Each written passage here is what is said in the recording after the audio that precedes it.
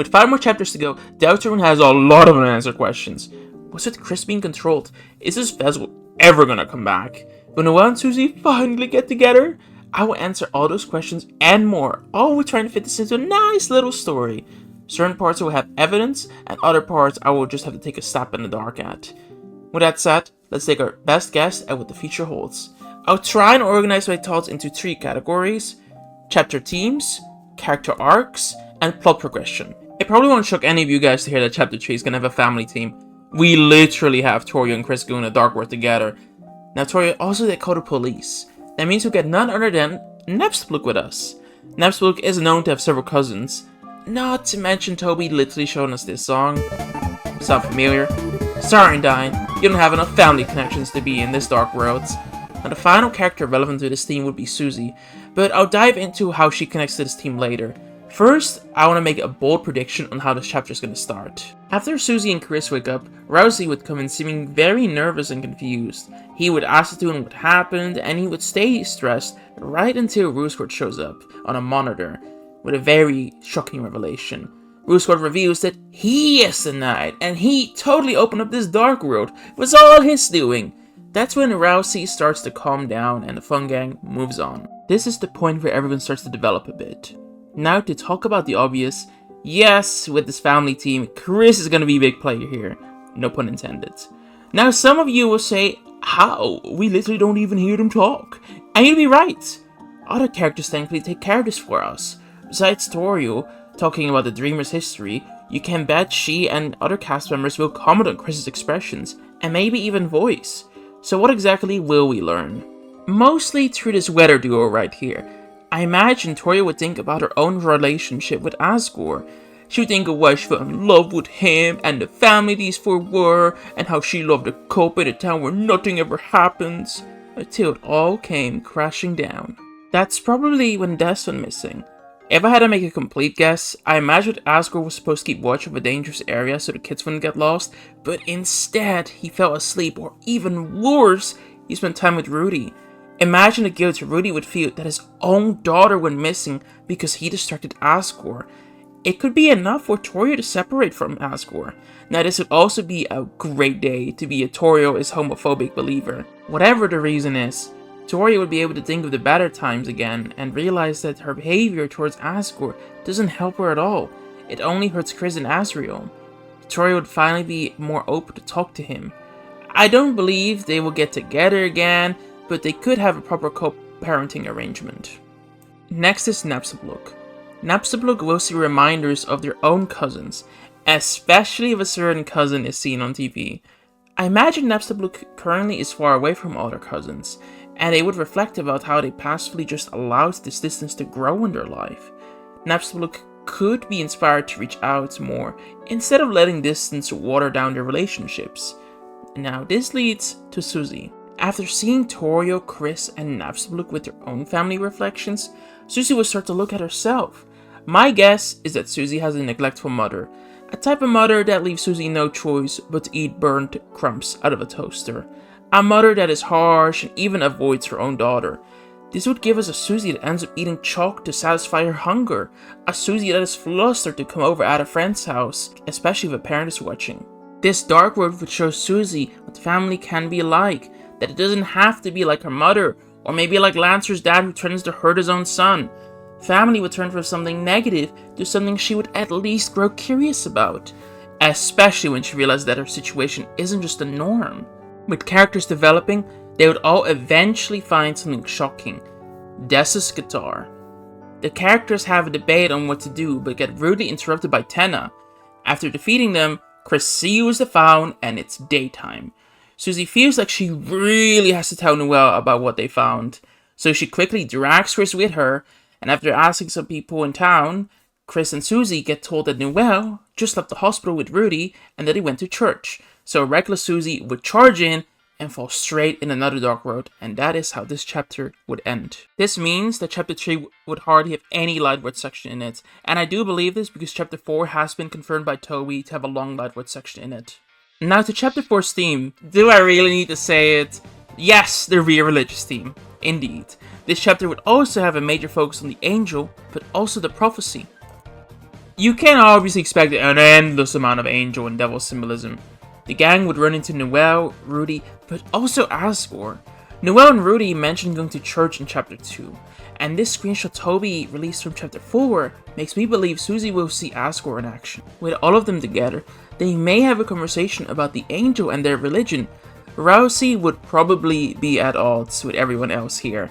In Rousey's prophecy, they have to banish the angel's heaven, and they are just worshipping this angel. Eventually, Rousey would also reveal that the knight, who they believe to be Rosecard, most likely has an item that allows him to move between the light and dark world at will. This would look really odd seeing how Rosecard turned into stone in Chapter 2, and would probably even be pointed out. And Rousey would be as evasive as always whenever he has to think about the prophecy being wrong. All in all, this is a big Rousey chapter, but we would also have important points for Rudy here. In this dark world, Rudy would feel completely healthy.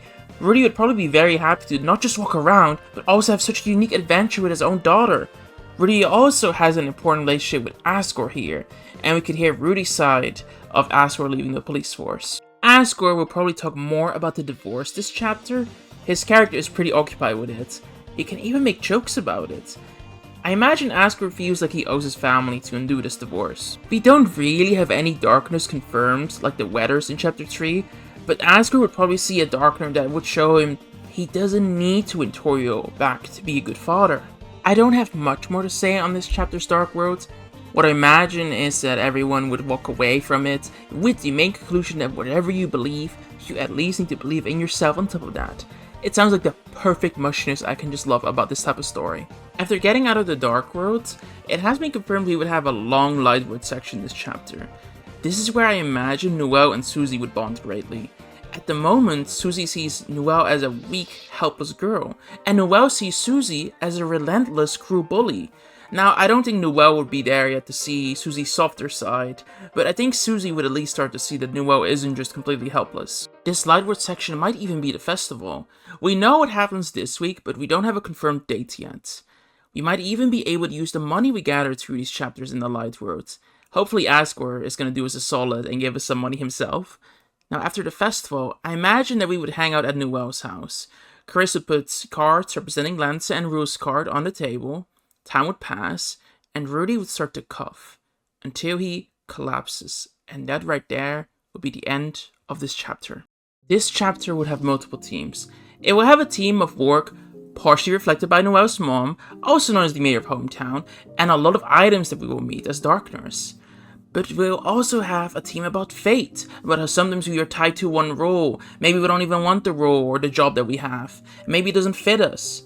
And finally, I think the work theme will also include our favorite word, determination, about not giving up. Now, what is the fun gang not giving up on? Well, the chapter would start with Chris and Susie in school, and Susie just has to cheer Noelle up. Caddy would feel this too, but Caddy's also worried about what Susie might be scheming. Susie would go as far to try and get a gift for Noelle after school, and once Susie got her gift, she would go right to Noelle's house, and immediately stumble upon another dark world. As they jump in, Susie would see that her gift disappeared and a darkener that looks a lot like it pops up instead. Now, before Susie can even ask a question about this, she would see Noelle and Rousey approaching, and Susie would practically just grab Rousey and start shaking him, demanding that Rousey heals Rudy, and Rousey would just agree to that. But once Susie says that he's in the light world, Rousey would start to backtrack. Noelle would start to get pretty teary here, and that would make Susie just raise her voice at Rousey. That's the moment when Rousey reveals to Susie that he can't just go to the light world.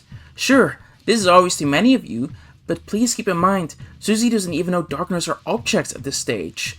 This wouldn't sit well with her, of course. Susie would call him a liar. She would scream, if he can travel between dark worlds, why can't he travel to the light worlds? In the end, Susie would grab Noelle and leave with her, leaving Chris alone with Rousey. The fun gang has officially fractured for the moment. Then Caddy would come in, and she brought in Jockington, and those two would temporarily decide to join Chris and Rousey. Caddy would basically complain half the time about Susie, which Rousey would still counter, and Chris would just make sad faces at it. And Jockington, well, Jockington would mention completely unrelated matters, and no one just really pays attention to him anyways. Sorry, Jockington. At certain points in this world, there would be gaps and fences that would stop the floor from progressing. Caddy would suggest Jockington to use his body as a bridge to cross these gaps, and a rope to climb fences. She's used him as a hula hoop before, so this should be easy. This would continue until Jockington would just look utterly exhausted, but he wouldn't really say anything. Jockington would just keep trying to push themselves. They would cross gap after gap after gap until Jockington couldn't hold them all anymore. All four would fall down and be a lot further from destination. Caddy would ask what the hell happened, and Jockington would stammer, but would get interrupted by a scene playing nearby. It would be Susie and Noelle who just successfully fought the rules card. Rousey would congratulate the girls and demand rules cards to stop creating dark roads. This would be when Roos cracks and goes on a long rant that he just can't do it anymore. After being asked what it is, he reveals to the characters he never created the Chapter 3 Dark Roads, that he isn't a knight. Not just that, Roos isn't a pirate, he isn't a shopkeeper, Roos isn't a puzzle master, Roos is just someone who's meant to explain the prophecy. So where am I getting this from? From his literal name. Seriously, we see a lot of characters fulfill their title. King as a king, queen as a queen. Roos just does whatever though. He is clearly the odd one out. Not to mention he outright said he was assigned to be Duke of Puzzles. He didn't always have that role in Card Kingdom. He had a different role. Now Caddy would think this is just absolutely ridiculous. Jockington, on the other hand, would get very resentful at that reaction. He pushed himself to be people's bridge, rope, hula hoop, all with love. The fact that Caddy can't see that Roos did something similar would be insulting. All Jockington would want is some basic recognition for what he's done, but all Caddy has done is take. Jockington would walk, slither away. Then Caddy, of course, follows Jockington and reassures him that... Actually, no, she doesn't do that. She just blames Susie.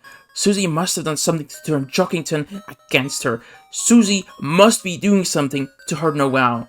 Caddy would fight Susie to show her how much she actually does care for her friends. But when Caddy inevitably gets defeated, Noelle would have enough. Burley spoke over Noelle endlessly, her mother, queen, and now Caddy is also trying to say what Noelle actually wants. Noelle might snap enough to completely tell Caddy off, which might shock just about anyone. Everyone proceeds without Roos and Caddy. They're the loser squad now. Rousey would dream about after the Delta Warriors have finished their quest. This would be a real special moment. All Rousey has had has been his prophecy. He would dream of going on more rides with Chris that may or may not have romantic undertones, and eating more cotton candy with Susie. This is when there would be a fork in the road, similar to Chapter 2, but instead of Susie grabbing Rousey, Susie would tell Rousey off for refusing to heal Noelle's dad, and would drag Chris and Noelle away this time instead. Noelle would finally start to see Susie more for who she is. For the longest time, Noelle fully believed in Susie's bully image, but seeing how Susie is fighting for her, standing up for her, she would see that Susie isn't just tough and vulgar, but also a protector. You could bet that Noelle would tease Susie about this one though. Now this group wouldn't really look much to seal a dark fountain. They would be focused on finding a healing item for Rudy. Noelle would probably reminisce about all sorts of memories she's made with him. It's the perfect time for that. And Susie, hearing all of this, especially combined with the last two chapters, would finally reveal her own home life. Or lack of it. She would say that she has a dad she doesn't know, and a very neglectful and harsh mother. With how Susie cares about Noelle, and along with Susie's own experiences, it would be the perfect motivation for her to be determined to make sure Rudy can survive this. Rudy is an actual good father, and Noelle doesn't deserve to lose him. The crew would proceed until they get to this chapter's villain's lair, and the villain captured Jockington. The three Lightners would try to fight this villain, but Noelle would get captured too. Jockington would have given up, and Noelle would have done the same if this were Chapter 2. But now, Noelle is furiously trying to get out and is encouraging Jockington to do the same. It would be clear that Chris and Susie alone wouldn't be strong enough to save the others. The villain would be ready to finish Susie off, just for Caddy to come back in and defend Susie, just in time. Seeing how hard Susie is fighting to protect Noelle, she finally sees she wasn't just wrong about Susie's intentions, but if anything, she herself started to actively hurt her own friends by assuming she knows better than them, by assuming their intentions and not appreciating how they show up for her. We already can see a glimpse of that at the diner. Her family shows up, but if anything, she's completely annoyed by it. That said, don't expect Caddy to just outright say it, especially not with that many words. I imagine Rousey would join the battle too, and the four of them would defeat this chapter's villain and rescue Joggington and Noelle. This time around, I imagine they really wouldn't care about whatever monologue this villain has. And honestly, it's a little too difficult to predict. What I can predict are the lessons everyone would learn. Caddy would learn to be more open to hear others out instead of stepping on them or pushing them away. Joggington would learn not to be a total carpet for his friends. But Rousey here, he would have a dilemma now. Now Rue said he isn't the knight, who the hell opened Chapter 3's Dark World? Through the chapters, Rousey would find his own identity, an identity outside of his prophecy. Identifying the knight was about half the job after all, but it turns out they never even did that. That means Rousey now has to work twice as hard to fulfill his role in this prophecy. Now that means that Rousey now will regress by clinging even harder on to his prophecy. Thankfully though, at least Susie would be here to start to embrace her role as the hero, and that role starts by curing Noelle's dad. The villain might even nonchalantly bribe the gang with a health potion if they just leave this dark world, and knowing them, it would work. As they get ready to leave, the darkener that represents Susie's presence would come back with Rue's card. Susie would ask if Rue's isn't the knight. How the hell does he keep jumping between dark worlds? That's when he drops a bombshell. Maybe not for us, but at least for Susie. He would explain he's just in Chris's inventory. Of course, Susie would have no idea what that means. That's when Susie's presence wiggles themselves in her inventory. She would obviously be confused, but not for long. The Dark Fountain would be sealed, our heroes would be back in the light world and rush to Rudy's hospital bed. Susie would dig through her pocket just to be filled with garbage. Panicked, she would look in her final pocket and find the gift for Noelle. That's when she turns to Chris and goes through their pocket and finds a Jack of Spades and a Rules card. This would be the moment Susie realizes. Darkners are objects. Her first friend is a playing card.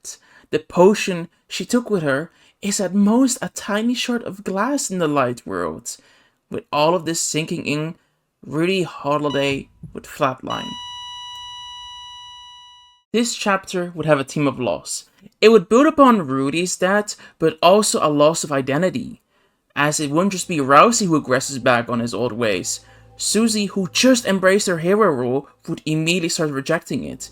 She would feel like an idiot for thinking she could be a hero and help anyone, but she wouldn't revert back completely, because she still would be Chris's friend at least. There could be a sizable Lightwood section here, maybe something like Susie looking to vandalize the town a little bit to let her emotions out. I imagine with time they would pick up Noelle to try and distract her. Now Susie eventually would probably try and be a show-off and do something really big, and that would be going to break into the bunker. The three would head over there, break the door open. Chris would be shaken by this though, and it would become apparent as to why very soon. The three would wander down further and further into this bunker until they slowly start to look more like their Dark World selves. But nothing even showed that they were entering a Dark World, and that's when Rousey would pop up out of nowhere and ask how they got where they are. Susie might try and give the silent treatment first, but eventually she would ask Rousey if he's even real. Rousey would try and begin an explanation, and then it shows up. The vessel from the very start of the game. It would float towards the fun gang, and then... Chapter 0.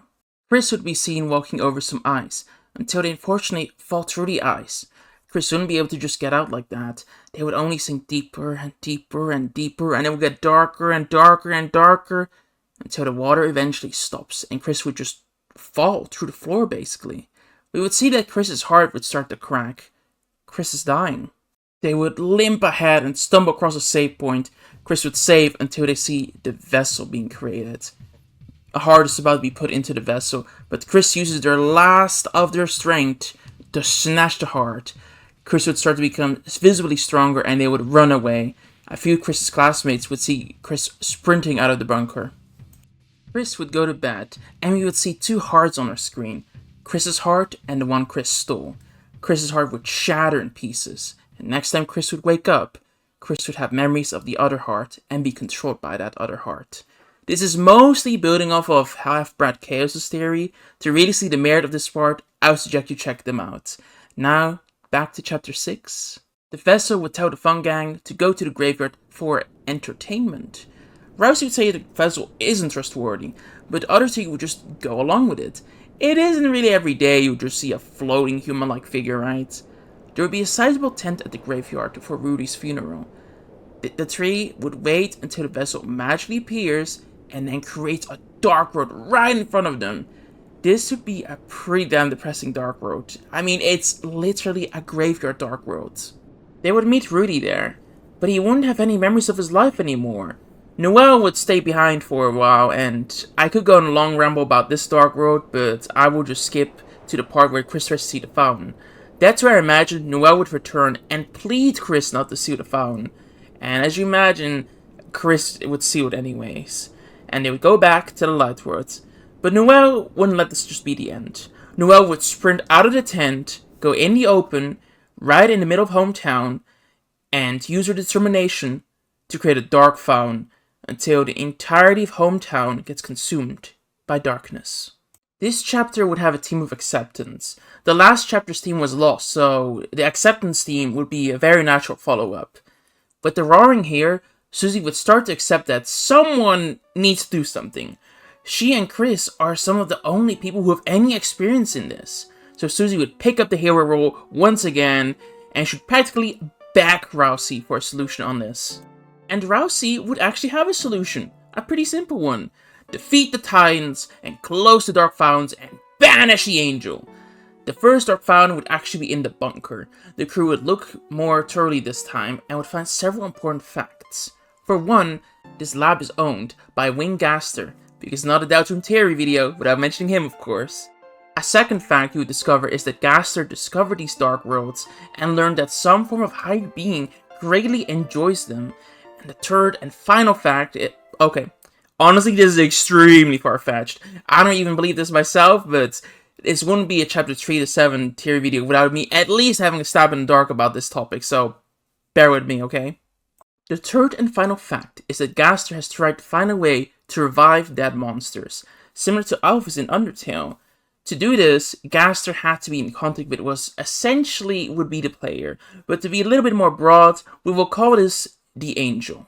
If you have a monster's remains, the Angel would have the ability to recreate something of those remains. It turns out a while ago, there was another person that drowned. It would be none other than Des Holiday. The Dark Road in Gaster's lab made sure that instead of Des sinking to the bottom, Des instead fell through the bottom and landed right in Gaster's lab. After a long preparation period, he got the Angel to revive Des in some form, but that's when Chris intervened and took the Angel's heart. There was the intention to create a new heart for Des's new vessel, but Chris intervened before the Angel ever was able to create one for Des. The vessel has been created, but now it's missing the heart it's supposed to have.